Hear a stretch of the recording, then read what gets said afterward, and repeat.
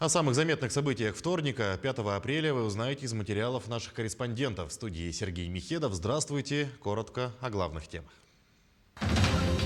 О своем уходе из России заявили некоторые мировые IT-гиганты. На внутреннем рынке страны возникают пустоты. Как якутские айтишники работают в новых реалиях. Рейсы по соцтарифам. Авиакомпания «Аврора» начинает выполнять полеты по маршруту Хабаровск-Мирный. Забота о здоровье – неотъемлемая часть жизни. В Якутске стартовала выставка «Медэкспо. Здоровье и красота». Впрочем, серьезно, здоровье может пострадать прямо на улице. В столице сезон гололеда. Расскажем, сколько человек обратились в травмпункт. Традиционные якутские ножи вновь признаны лучшими в стране. В Москве завершилась международная выставка-продажа «Клинок. Традиции и современность». Участие Якутии при реализации федеральных мер поддержки устойчивости экономики обсудили на оперативном штабе с главой республики. Рассмотрено одно из важнейших направлений – льготное кредитование для поддержки системообразующих предприятий, занятых в Северном завозе. Совместно с Минвостокразвития будет отработан механизм льготного кредитования предприятий, расположенных в районах Крайнего Севера. Всего в федеральный перечень системообразующих вошло 21 предприятие, в том числе 8 осуществляющих северный завоз в республике.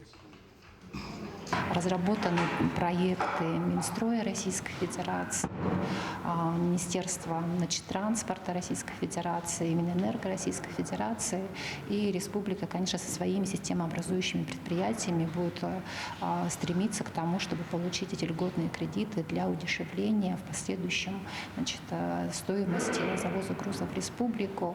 Это около 21 системообразующего предприятия Российской Федерации, которые действуют на нашей территории. Также уделено внимание вопросам информационной и цифровой безопасности. По данным Мининноваций региона, с февраля было зафиксировано более 5,5 миллионов кибератак на информационные ресурсы. Для защиты информации, безопасного хранения данных и обеспечения стабильной работы информационных ресурсов всем органам власти и подведомственным учреждениям поручено перенести сайты на хостинг на территории страны. У нас есть информационные ресурсы сайта, размещенные за пределами Российской Федерации. Сейчас мы активно совместно с коллегами с органов государственной власти будем проводить работу по переносу данных сайтов на территорию Российской Федерации. По части использования электронной подписи в органах государственной власти, это тоже один из элементов информационной безопасности, обеспечивающий ее защиту, целостность от искажения. Да? В эту работу мы проводим уже не один год, но необходимо полный переход на использование электронных подписей. Между тем, о своем уходе из России заявили мировые IT-гиганты, а также производители компьютерного и сетевого оборудования. Следствием этого на внутреннем IT-рынке России появляется возможность возникновения существенной дыры. Как республиканские айтишники работают в новых реалиях, узнавала Надежда Саханская. Сегодня Якутия – ведущий регион Дальнего Востока в сфере высоких технологий и один из главных цифровых регионов России. На долю республики приходится 85% экспорта IT-услуг всего Дальневосточного федерального округа. Компании, которые стали резидентами IT-парка «Якутск», получают разные виды поддержки. Среди них льготная аренда, помощь с выходами на различные рынки, поддержка при поиске инвестиций и грантов и многое другое. Помимо этого, это преференции налоговые, да, 0%, да. Это кредиты, ипотека от 3% начинается. Плюс еще айтишники освобождаются от военной службы, да.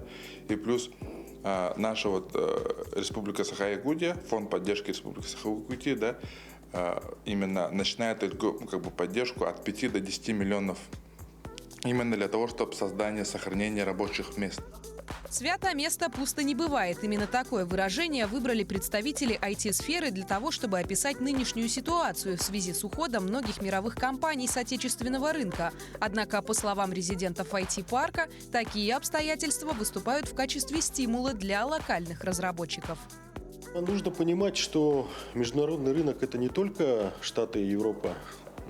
Рынок огромный, то есть на самом деле есть азиатский рынок, есть рынок Южной Америки, есть рынок Африки. То есть Африка на самом деле сейчас очень вкусный рынок.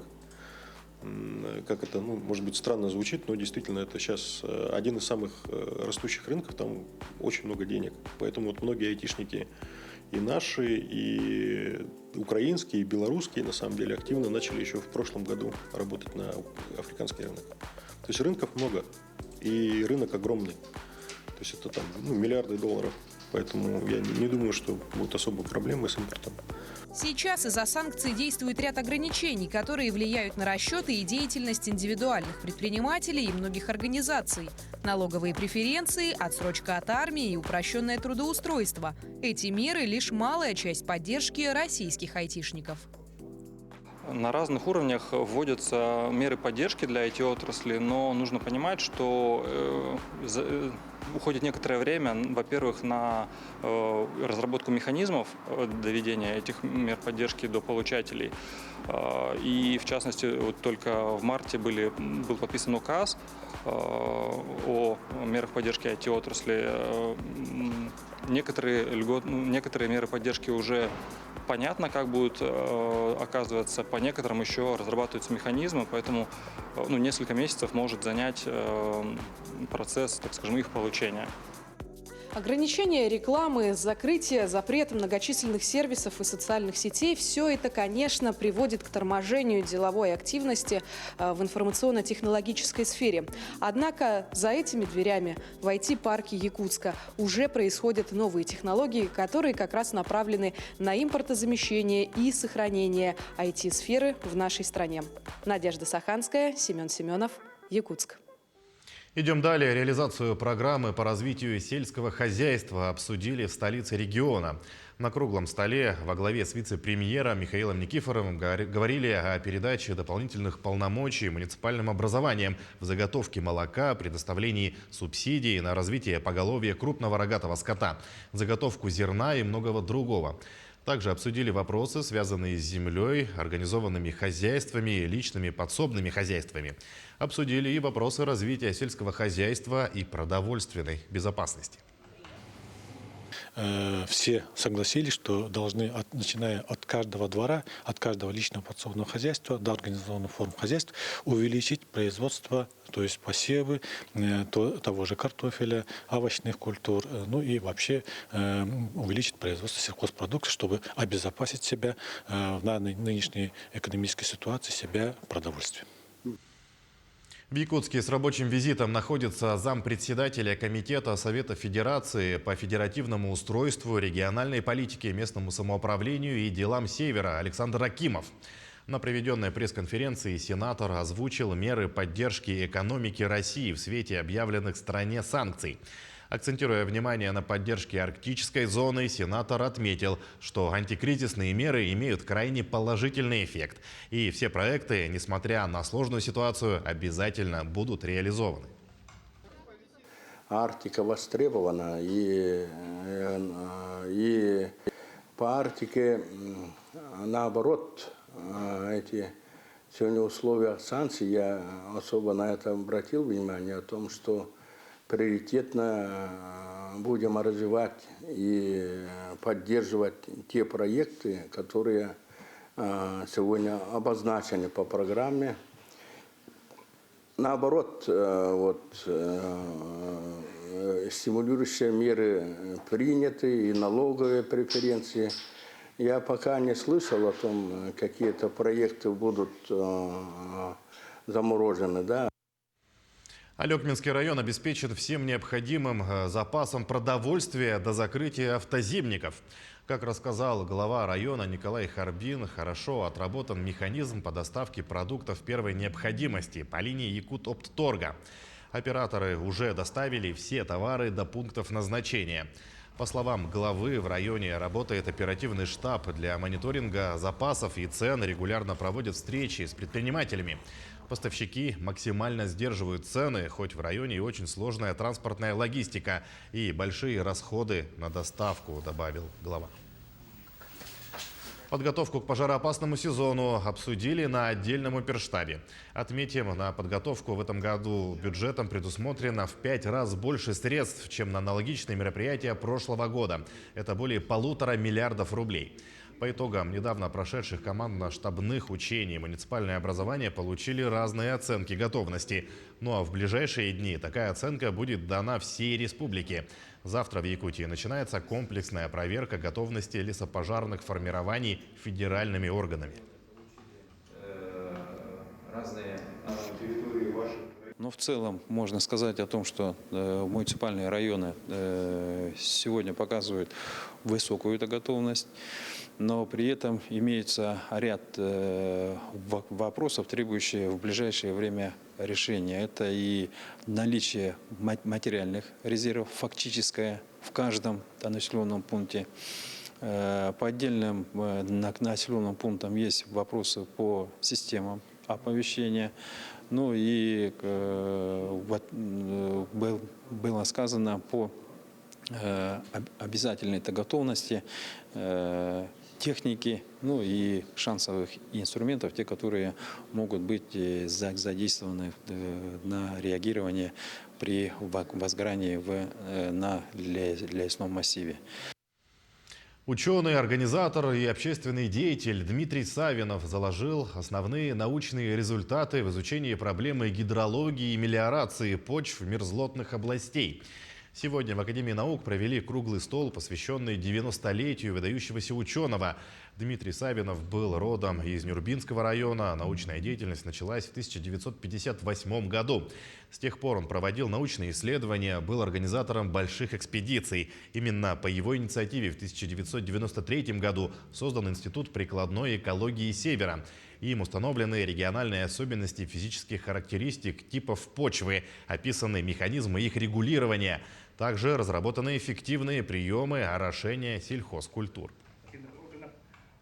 Он положил основу нашим исследованиям. И, конечно же,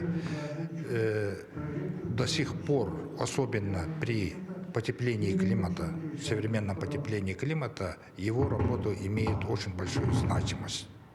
Потому что он положил эту основу для исследования гидротермического режима мерзлотных почв, который является основой реакции, изучения реакции мерзлоты на глобальное потепление климата.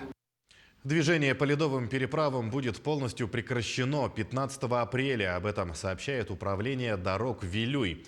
А начиная сегодня до 30 тонн снижена грузоподъемность ледовых переправ ФАТ-Вилюй на участках Устье и Крестях. Снижать допустимую максимальную массу грузов на остальных переправах трассы будут, исходя из фактических погодных условий, толщины и структуры льда. А закроют ледовые дороги полностью 15 апреля. После закрытия ледовых переправ особую актуальность обретут воздушные перевозки. Например, авиакомпания «Аврора» начинает выполнять полеты по маршруту Хабаровск-Мирный. Рейсы будут выполнять на воздушном судне «Сухой Суперджет-100» с июня по август 2 раза в неделю, по средам и субботам, а также с сентября до конца октября 1 раз в неделю, по субботам. Тариф в одну сторону составляет от 4600 рублей. Новое направление является субсидированным и выполняется в соответствии с планами единой дальневосточной авиакомпании, созданной по поручению президента Владимира Путина. Тем временем Яндекс.Заправки заработали в Ленске. Заправиться в приложении просто, это сможет сделать любой автовладелец. Нужно открыть навигатор, карты или заправки, найти там удобную заправочную станцию, отмеченную зеленым или голубым, построить до нее маршрут. Подъезжая к АЗС, в приложении открывается карточка. На ней нужно выбрать колонку. Оплатить топливо и заправиться можно самостоятельно через приложение. Идти на кассу не потребуется. Удобства новой услуги уже оценили ленчане. Использовал приложение Яндекс.Заправки. Первый раз главное пройти эту процедуру, чтобы изучить процесс. Второй, третий раз это уже намного проще и на самом деле удобно. И в плане того, что в наши холодные зимы, не выходя из автомобиля, только до бака можно оплатить онлайн и заправить машину. Ну и плюс удобство, что это приложение привязано непосредственно к карте, которая показывает и расстояние до ближайшей заправки, и маршрут прокладывает. То есть в этом этом плане вот завязка с картой и процессом заправки – это очень, очень удобно для автолюбителей. Судебные приставы в Нерюнгринском районе защитили работников, права которых были нарушены. Право на своевременную оплату труда гарантировано каждому работнику нормами Конституции и Трудового кодекса. Однако нередко работодатель уклоняется от исполнения своей обязанности, что приводит к накоплению задолженности. В течение 3 месяцев на принудительном исполнении находилось 150 документов о взыскании долга по заработной плате в пользу граждан. 143 документа полностью или частично исполнено. Взыскано порядка 6 миллионов рублей в пользу работников предприятий. Исполнительные производства взыскания задолженности по заработной плате являются одним из приоритетных направлений деятельности ФССП России и находится на особом контроле. В ходе исполнительного производства должностными лицами ФССП России в отношении должников применяется комплекс мер, предусмотренных законодательством Российской Федерации.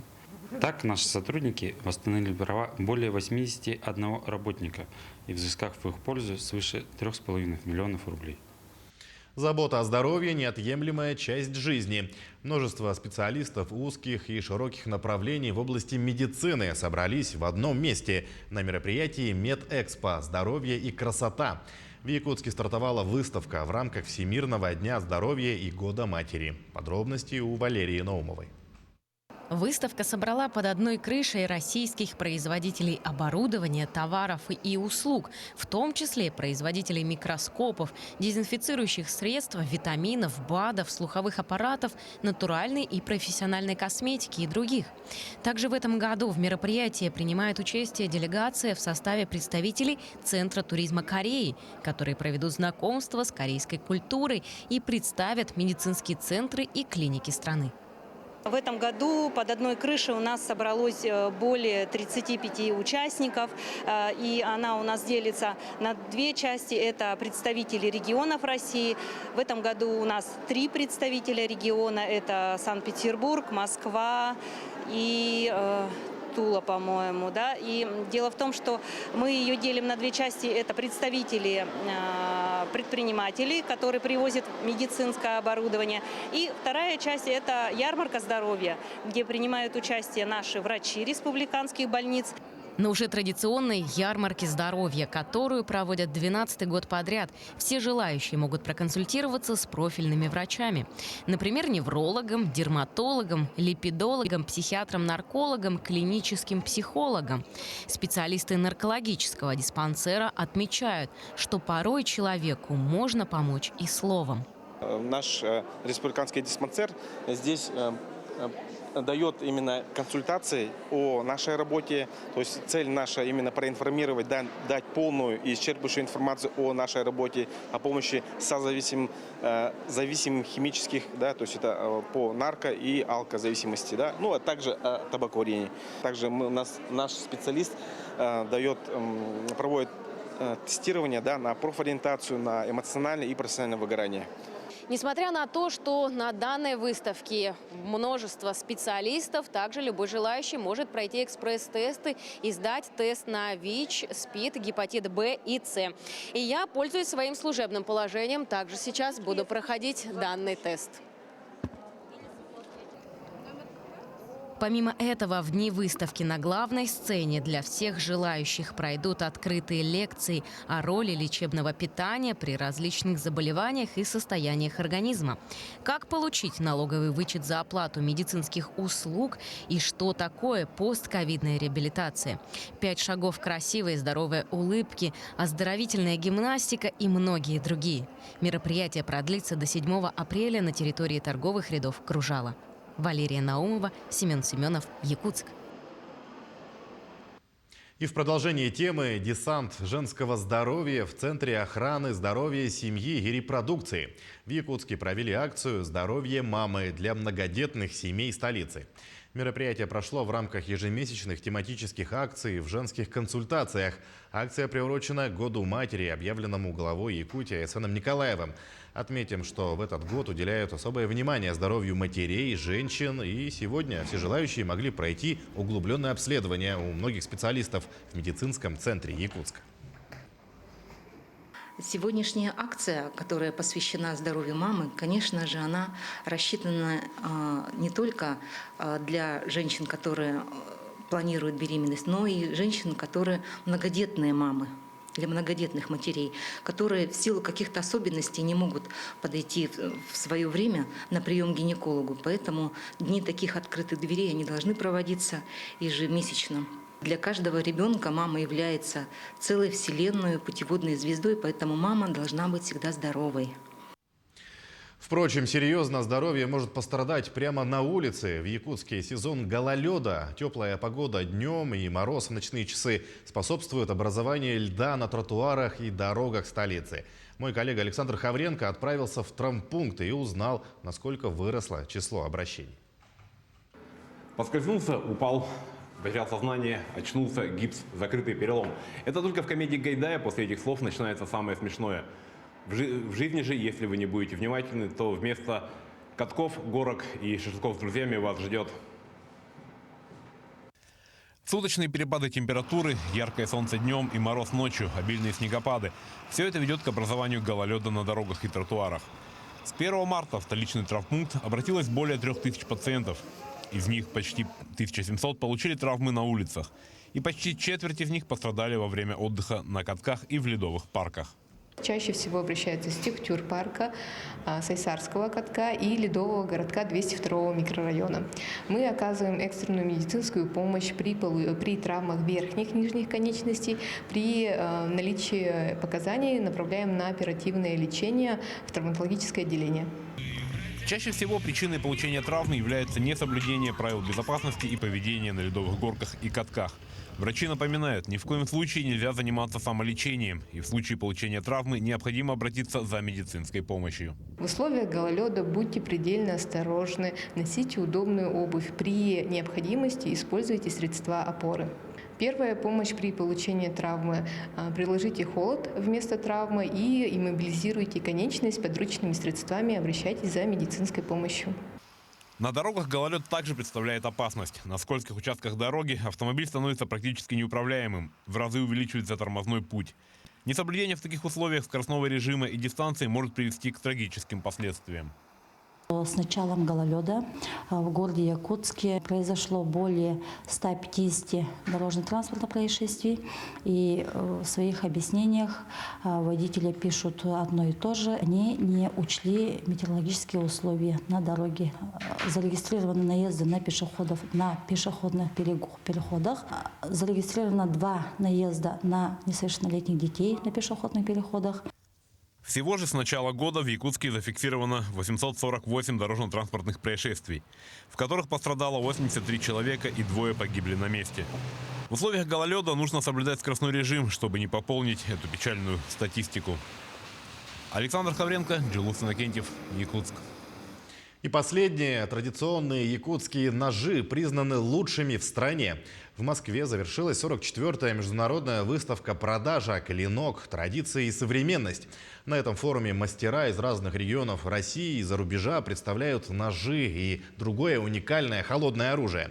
Участником выставки стал Александр Ючигаев из Татинского Улуса. Уже больше 40 лет он занимается изготовлением якутских ножей. Наш земляк увез на родину сразу 2 главных приза. Первое место в категории «Национальный нож». Также еще одно первое место в конкурсе «Художественные изделия». Причем его нож под названием «Слышу запах белого шамана» Урун Ойюн стал настоящей сенсацией выставки. Эту работу высоко оценили не только жюри, но и представители Государственного исторического музея на Красной площади.